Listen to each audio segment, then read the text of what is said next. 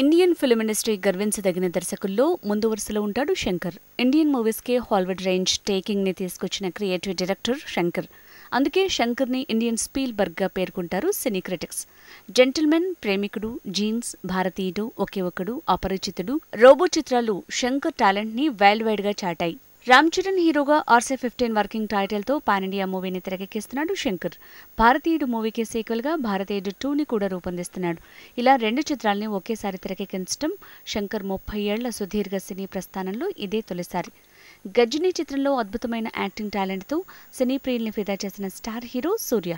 ఎలాంటి క్యారెక్టర్నైనా తన సహజ నటనా చాతుర్యంతో రక్తి కట్టించే కథానాయకుడాయన. అత్యంత ప్రతిభావంతులైన శంకర్, సూర్య కలిసి ఓ ప్రాజెక్ట్ చేస్తే మరో అద్భుతం ఆవిష్కృతమవుతుంది. తమిళనాట ప్రఖ్యాతమైన వేల్పారి చారిత్రక నేపథ్యంలో ఈ ప్రాజెక్టు రూపొందబోతోంది. 2 లేదా 3 భాగాలుగా ఈ చిత్రాన్ని తెరకెక్కించనున్నారు. అత్యంత భారీ బడ్జెట్ 1000 కోట్లతో ఈ ప్రాజెక్టు నిర్మాణం కానుందని తెలుస్తోంది.